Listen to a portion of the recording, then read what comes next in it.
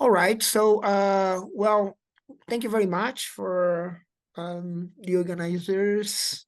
I think it's been like a great conference, and I think the beginning of something very interesting that is going on in terms of a dialogue between things that haven't been in contact for this far. So, well, thanks everyone. What I'm going to be doing is I'm going to be addressing basically one way of connecting Marx, or Marxism rather, and someone from, I suppose, from the Pittsburgh school, who is John McDowell, and especially I'm going to be addressing his later position, precisely what happens around the text avoiding the myth of the given. I'm going to go straight to the text, and I put, as I said, I put the text in the blog, in my blog, so it's in the chat of this online device. But I mean, for those of you who are there, hello, I can't see you, but then maybe you'll find a way to actually reach the text if you find this necessary. Yeah, I'm projecting the text on the brilliant. Thank you very much. That's great. That's going to help a lot. So this is going to be this is called The Underground of Concepts, McDowell on the Productivity of Anschauungen. Jean-François Lyotard diagnosed the idea that concepts do the productive work of thinking as a deception. It is not through a dynamics of concepts that conclusions are reached, and it is not with the decisive intervention of them that conflicts between alternatives are resolved. Lyotard compares the pretense that concepts think with the mystification that capital works. He argues that what works is not the concept. The concept is like capital, which pretends to work, but which only determines the conditions of labor, the limits the outsides and the insides, the authorized and the prohibited. The diagnosis, frequently lost in the middle of an ampler argumentation around the attractions of social immunity from the point of view of the workers, can flag a red light with respect to the given. Because, of course, if thinking is not done through concepts, then the suspicion is that we are going to fall into the given, into the idea that thinking can be done just by something that is reduced to mere workings of the senses. If Lyotard's diagnosis is right, there is a class struggle packed into the disputes around the deliverances of the senses. The coupling of empirical thinking and the surrounding environment can be compared with the association between hands and tools, bodies and machines for the resulting product. What is manufactured or what is taught depends on the way the assemblage is put together, just like in a factory. In the case of manufacture, the assemblage is geared towards the merchandise, whereas in the case of thinking, it is oriented towards thoughts that are equally in conformity with the entrails of capital. If concepts are not in themselves the battlefield between a proletarian way of looking at the world and the received capitalist or proto-capitalist perspective, it could seem that arguing against the given is precisely a defense of the bourgeois order that makes the proletarian underground of concepts invisible. Now, the question for me is going to be, of course, what is this underground of concepts made of? The suspicion against concepts has driven thinking towards the given. In the already classical seesaw image that John McDowell put forward in the opening pages of Mind and World, the oscillation between the attractions of an empiricism that would shortcut concepts and place us directly in partial contact with the world, and the attempts to depart from a picture where the senses can provide no real reasons, but only exculpations for us to think that things are one way or another. To move away from the oscillation is not straightforward. If concepts are to be seen as an illusory placement of thought, we could feel further driven towards the given. If there is a class struggle in the friction between senses and their coupling by concepts, we are thrown into a conception of perception where workers are tied to what is concrete, and the fear is that without concepts, thought could be hardly contentful. It could seem like a renewed dilemma, either the view of the capital or the given. If there is no other way around, capital is taught, capital through concepts would make the underground working underneath it invisible. Once we decide to be faithful to the effort to avoid the gist of the myth of the given, there are two related ways to go around the problem that are not foreign to my recent work. The first is to associate concepts as a register for thinking and to insist that the revolutionary force of the work of thinking lies in attaining some oblivion with respect to registration and even with respect to distribution. This line is tributary to the way Deleuze and Guattari thought about productive forces as capable to forge new social relations in an environment where capital does no more than control this development. The struggle within the senses appear thus as non-ending unless concepts are somehow placed out of the scene. The second way is to argue that there are ways to articulate and modulate the senses, register production, that involve no conceptual capacity, because what concepts provide is one among many types of matrices of importances, matrices that determine which differences make a difference.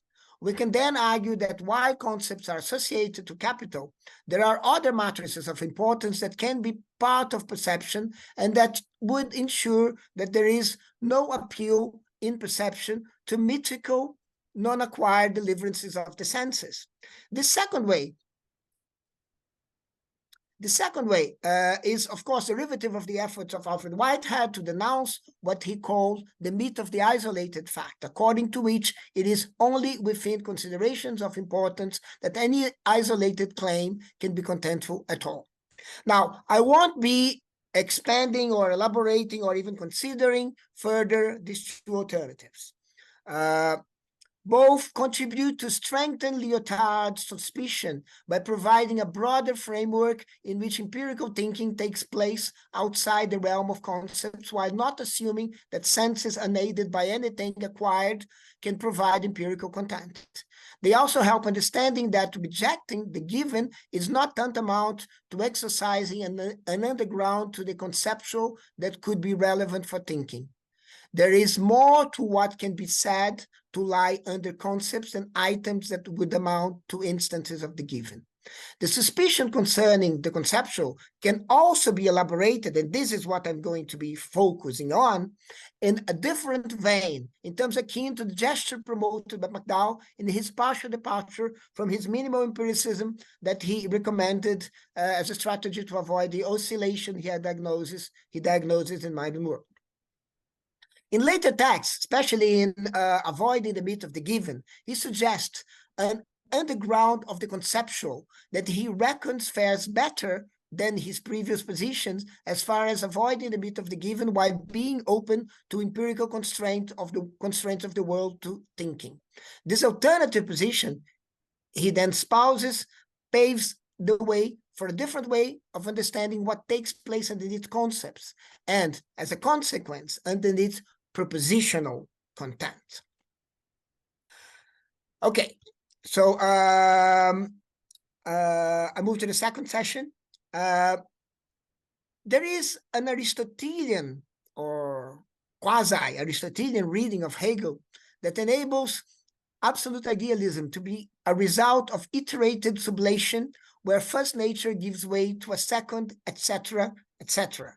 This sequence of moments of overcoming involves the exercise of the activities of the spirit, which are themselves what ensure both departure from the immediate, from the given, and the contribution of the objective absolute spirit to what is taught. The absolute spirit has a certain perspective, which is not the only possible one, because each stage in the sequence is also provided with a perspective, but rather the appropriate one.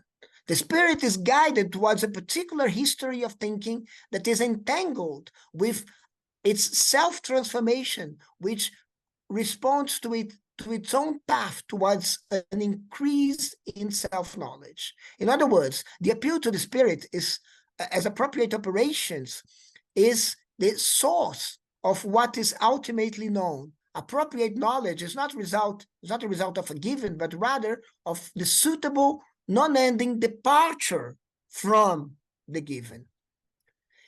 It is this response dependence of adequate knowledge that McDowell brings to the forefront in his reading of Wilfrid Sellars in Mind and World.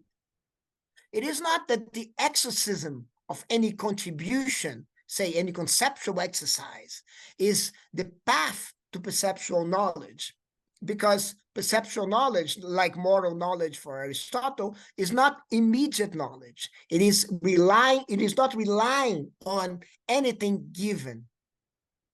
One has to achieve a position in the logical space of reasons through acquiring conceptual capacities that would enable suitable reasons to be attained. Empirical knowledge requires concepts. Empirical knowledge requires conceptual capacities and thus requires acquisition. McDowell is able to resolutely embrace this response dependence take on perception because he's guided by the Aristotelian idea that ethics is thoroughly acquired through an education that enables one to see what are the really salient ingredients of reality.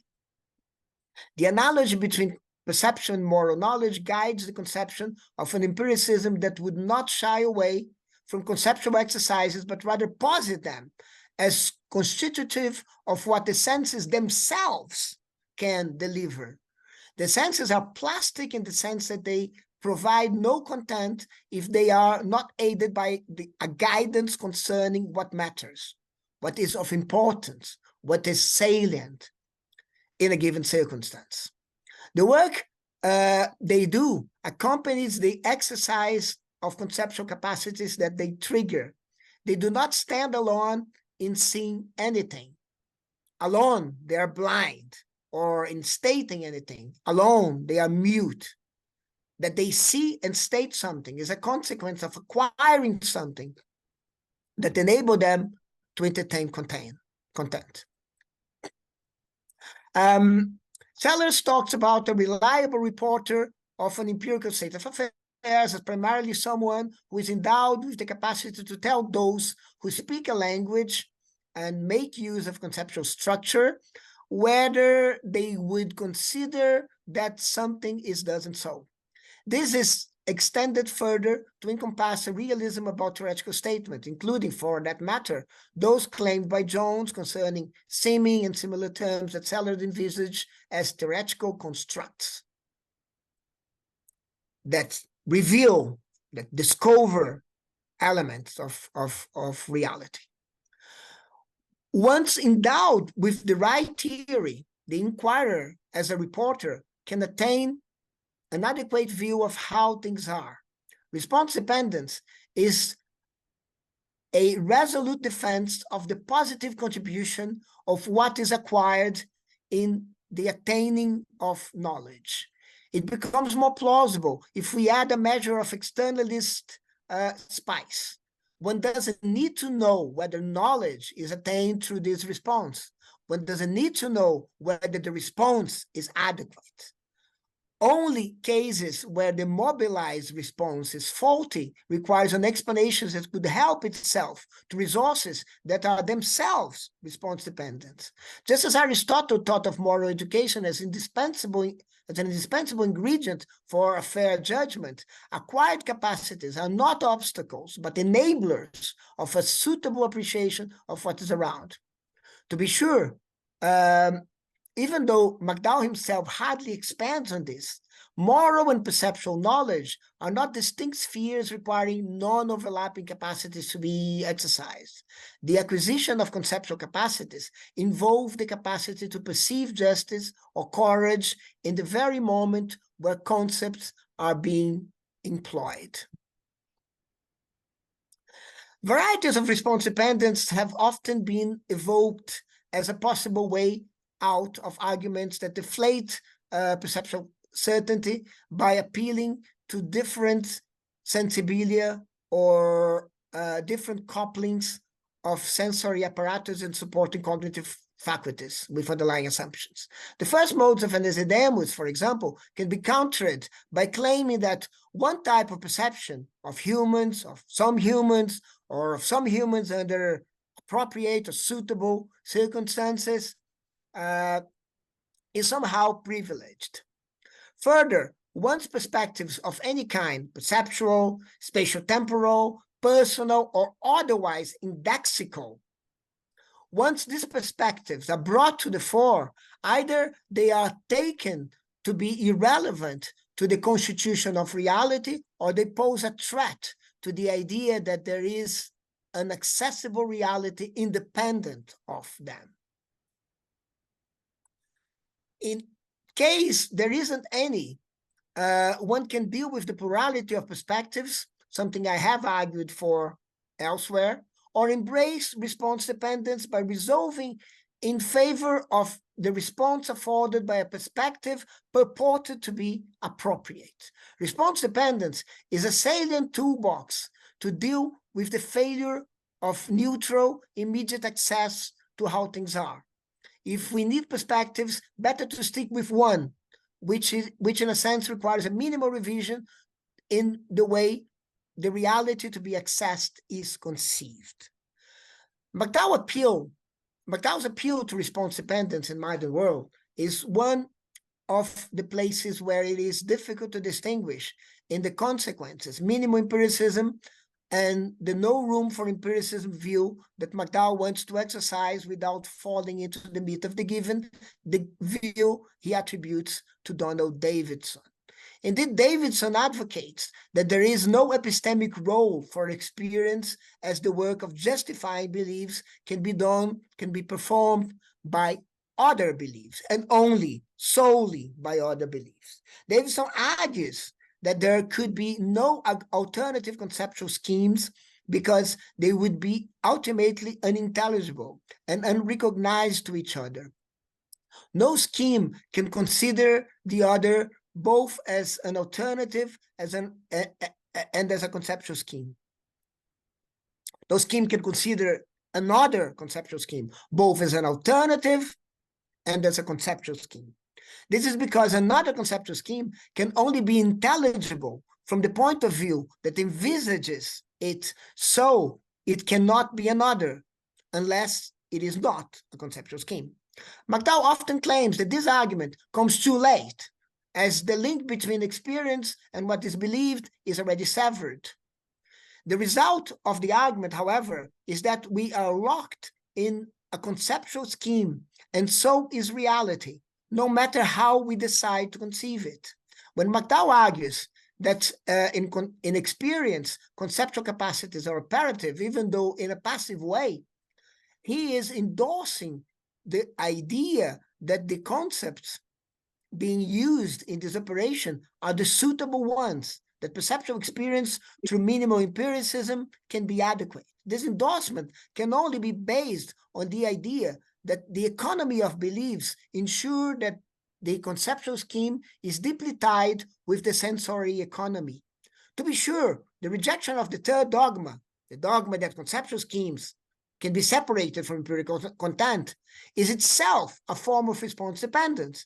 It is only through a conceptual scheme that a response that can be the adequate one can be formulated. In other words, it is unclear how McDowell can disentangle himself to Davidson's inclination towards a form of response dependence in order to maintain further that experience entrenched in conceptual capacities can tentatively inform about how things are. The response dependence of experience is hostage to the concepts that make it possible. The attempt to escape from the given in a way that appeals to response dependence while not suggesting an image of confinement where reality is locked out and experience is deemed irrelevant fails if there is nothing but the privileged conceptual scheme one can appeal to when experience is invoked as a passive response to how things are.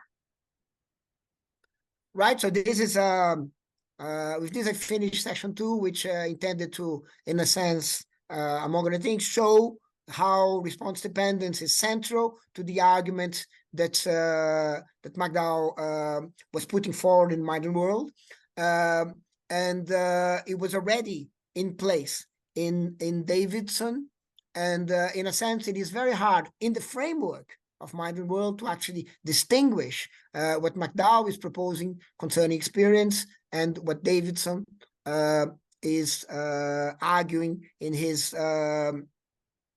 attempt to make experience epistemically irrelevant. I move now to the third session. Response dependence is not alien to Marxism. The idea that the working class is both a consequence of the regime of capital that both struggles against it and brings about its aftermath is held together with the notion that it is universal.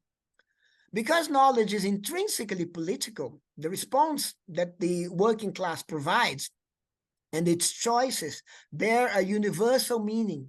It is a class to end all classes, in the sense that it is a perspective to end all perspectives. Clearly, it is a perspective and a class different from all the others. It is capable to perceive the political injustice and foresee what takes place beyond capital. The appropriate course of action is also something that can only be seen from the perspective of the class that has the capacity to respond appropriately to the challenges of capitalism. If we are to express this in Aristotelian language, we would say that the proletariat entertain a capacity for several virtues which lie in what they learn in the experience within the engines of capital. They can see through the downfall of capital. The oppressed sees beyond what is seen by those who are in a different position. It is from the working class perspective that capitalism is appropriately analyzed and the mystifications sponsored by capital are exposed. If, as Lyotard maintains, one of these mystifications is the idea that thinking happens within the logical space of concepts, the relevant perspective that the working class should entertain is that of a thinking that view this space from without, from outside. This is to say that the point of view to be attained is not only alien to the bourgeois economic and bourgeois politics, but also alien to the bourgeois way of thinking. To see the work involved in thinking in terms of something that underpins concepts is not only what the universal class can see, but also what constitutes its response that is the best placed one. If this is so, we have moved full circles and from response dependence as a way to account for an accessible reality without appeal to the non-conceptual, to response dependence as a mean to make the non-conceptual itself more relevant. That is, if we follow Lyotard's claim, an appropriate response dependence account of thinking should see through concepts and focus on the non-conceptual underground where the work claimed by concepts take place. We are now sailing in dangerous waters. If concepts are put aside, we can slide in the direction of the given. The two alternatives mentioned above, the Deleuze-Guattarian one and the Whiteheadian one, could help avoiding a direct collision. It seems, nonetheless, that it is incumbent upon us to look closer into the attractions of the given in this context, in order to look into the underground of the conceptual and determine how immediacy lingers there. I'm going to move to the fourth and last session, where I'm going to address McDowell's later position and see and show how this can be helpful to understand Lyotard's observation, Lyotard's diagnosis. McDowell's revision of minimal empiricism in avoiding the myth of the given and other texts can be helpful here. As an effect of an intense and insightful change that involved a growing acquaintance, not only with Kant and some of the internal difficulties with the very idea of receptivity, but also with Hegel, partly influenced by the parallel reading that had been carried out by his interlocutors, such as Robert Brandom. McDowell reformulated some key elements of his previous positions. This major change, provoked by several criticisms, including chiefly that of Charles Travis, moved him out of a position that proved to be barely distinguishable from that of Donald Davidson, according to which experience is like a special guest with peculiar propensities for passivity in the house of beliefs.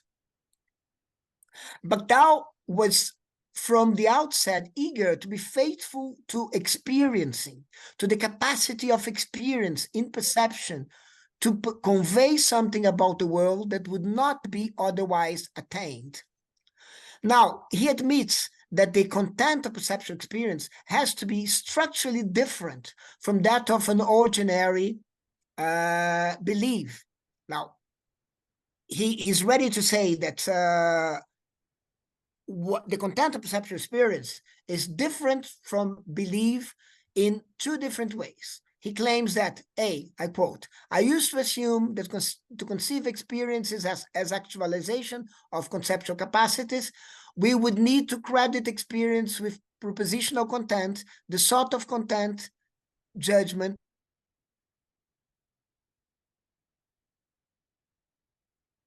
are propositional. And B, I used to assume that the content of experience would need to include everything that experience enables its subject to know non-inferentially. He is willing to reject both of these assumptions. That is, the assumption that experience is propositional, and the assumption that in experience, everything that is available conceptually to the one who experiences is available and at play. He is willing to reject both of these assumptions and maintain that the experience is made of Anschauungen that are neither propositional nor involving everything that the subject is capable to ascribe to that experience. An Anschauung, he prefers to avoid the translation intuition, involves conceptual capacities, but displays not all the concepts that could be operative in a judgment. It is also not propositional, and therefore is foreign to the logical space of beliefs, even if it can have an impact on it, an impact from outside, which would prevent one to be spinning frictionless in the void of one's own beliefs. The content of experience is not fully translated into a proposition because it comes with a marker, something associated to an indexical position that McDowell hints at when he translates Anschauung as having in view. So when I experience an object, even though my experience is laden with concepts, it is distinguished from a belief because it involves having something in view, having that object in view. When an episode of experience takes place, the subpropositional components form a unity without anyone putting their pieces together. The unity of an Anschauung is given. Yet, albeit not propositional, the Anschauungen are conceptual, and thus this givenness of it is not provided by operations of the sense uninformed by concepts. This is why we have an underground of concepts that impact on the economy of belief without being part of it, while experiencing is not taking things to be one way or another. They have no belief-like content. They provide representations that are only intelligible with the help of concepts. The content of experiencing is not itself discursive. For one thing, because it is as having in view, situated, attached to where it takes place, attached to where it is had, where the experience is had. McDowell posits an underground to concepts that are conceptual but belong in a distinctive realm that we can call the logical space of Anschauungen. If we take into consideration that the items in this space can come with an address connected to a specific situation where something comes to be viewed. This underground, conceptual but not discursive, is one that depends on what is around in the sense of what is available for experiencing. Here, although it could look as if we're facing something like the Hegelian sequence of concepts that are overcome by other concepts, a different gesture appears. The concepts that appear in experience are distinctively underground. That they are located where experience is indicates that their generality is limited, although the concepts through which they impact belief is thoroughly general. Experiences are singular, situated thought, and not simply passive instances of the stuff beliefs are made of. They are building blocks of belief, for McDowell, not the only ones, and they are in direct contact with them through concepts. They do the work of empirical thinking, even though they are delimited from within and the conceptual that they shared with the propositions that constitute beliefs. Still, it is the realm of proposition, the logical space of beliefs, that authorize and prohibits experiencing by making some Anschauungen conceptually impossible. So they authorize and prohibits, and these are the words, remember, that Lyotard used to characterize the work that actually concepts do, which is not actually the work of thinking. They do that because concepts are shared between beliefs and experiences. But while the former are mostly general and disconnected from specific surroundings that are in view, the latter is not. We can start to make sense of Lyotard's diagnosis by saying that are not concepts themselves that do the work of empirical thinking, but rather it is experiences that carry it out. The concept, to be sure, pretends to work, but merely determines the conditions of labor, delimits the outsides and insides, the authorized and prohibited, as Lyotard would claim. Further, it is experiencing and not proposition of judgment that sets thinking moving. And arguably, this is not confined to what is usually taken to be empirical knowledge as situated thinking that has something in view, can appear not only when cardinals are around, the example McDowell inherits from Travis, but also when fascism looms back in many parts of the world around us. It is experience that not only challenges beliefs, but also consolidates them. And both these processes are accounted in terms of beliefs that are composed of concepts in their proper propositional environment only as deception. Concepts alone would not do the job. Thinking is thoroughly situated and cannot be deprived of the productive force that comes from something that is not general, that cannot be applied as a proposition across the board. To understand Lyotard's diagnosis in terms of the relevance of experience for thought is also to highlight that experience is a form of production, situated and irreducible to the propositional beliefs that it entails. Experiencing is producing something where capital is concerned with products of thinking that display the forms of beliefs that are general and disconnected from where experience took place, from where something was had in view. McDowell holds that experience is a hybrid item. On the one hand, it escapes the full propositional logic of concepts. On the other, it is conceptual, although not discursive, meaning that it is not in the realm of the given. It is what brings the economy of concepts to the specific situation where a sensibilia is activated without leaving behind the situated activation of the senses. The indexicality of Anschauungen is what ensures it to be anathema to beliefs as propositional items.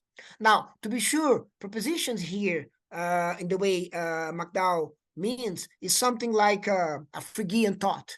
That is like the classical, one of the classical conceptions of propositions. That is an expression that acquires its meaning in a dedicto manner through descriptions. There are many other ways of to understand propositions.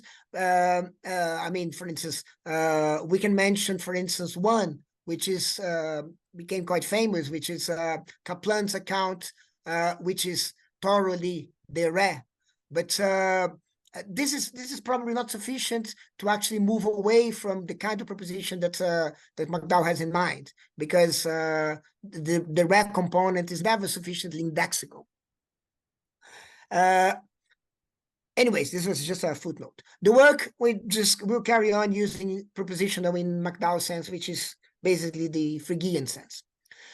The work of thinking is thus situated and requires the mobilization of senses, and to see it as a mere conceptual product packaged as belief is, as Lyotard would say, a mystification. We have threaded from Lyotard's diagnosis concerning, I'm moving to the conclusion now, this is the final paragraph, as you probably can see from the text projected in the screen. We have threaded from Lyotard's diagnosis concerning concepts to the conceptual notion of experience espoused by the late McDowell. Response dependence paved part of this course, as we have not fallen into the myth of the given, precisely because, if McDowell is right, Anschauungen are conceptual, although different in content from beliefs. We have avoided the idea that privileged view of the working class lying in the underground of concepts will resolve into unaided contribution from the senses.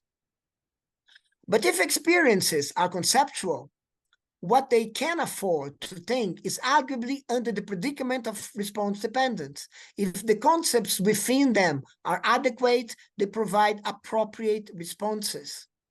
For McDowell, this response dependence is structurally different from Davidson's, as experiences have a different content and thus provide a different kind of response. We can think further that experience can reach thinking beyond those oriented by a truth value as the ultimate parameter. If we go this way, thinking through experiencing will appear more like a production, as I said, to be distinguished from the accomplished products that are easily packaged as merchandise.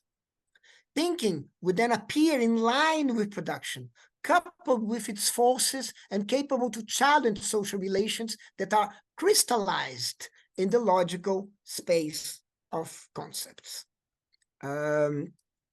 And that's it. I'm not sure how I'm doing for time, but hopefully we have time for some Q&A.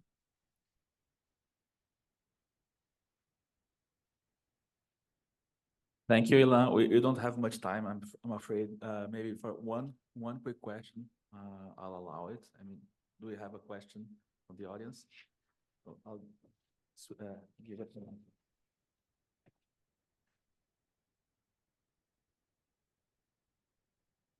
Hello, Hilan. Curtis here. Thanks so much for your talk.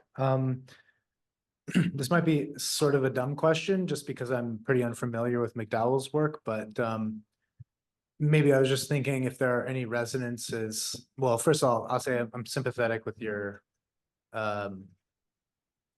motivation for wanting to recuperate the notion of experience in a way that avoids the myth of the given. But McDowell and Anschauungen, are they in any way, do you see them as resonant with something like Wittgenstein's notion of Weltbild or seeings as, or is it of a completely different order? Yeah, well, that's a very interesting question. I think the resonances are there. I think you're right in saying that the resonances are there. Basically, I think basically McDowell wants to sort of connect or associate this kind of Wittgensteinian idea of Weltbild and things like this with a commitment to what he called in Minor World a minimal empiricism, and I think this is something that he remains committed to, in the sense that it is different for him to have something around, to have something in view, to have something, to experience something. And I think this kind of content he wants to actually be present in when we talk about experiences in contrast with beliefs. So ultimately, yeah, Anschauungen are products of like this kind of situated indexical content that we have when we experience, say, an object, yeah? So, or say a situation, or as I was implying, a political situation, when we experiencing it, it's, we actually, going through something that is, that involves the position where we are. So in a sense, this is why, I mean, in his terminology, this is why McDowell often thinks of experience as being like the rap, like about things and not about descriptions. So in a sense, and this is something that I thought of doing, but I didn't have time to do.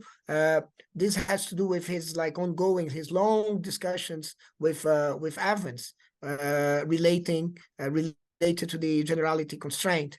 And basically, I think experience has like a special relation, let's put it this way, with the generality constraint, precisely because it is located, situated, and I mean, what I want to stress is that they have like an indexical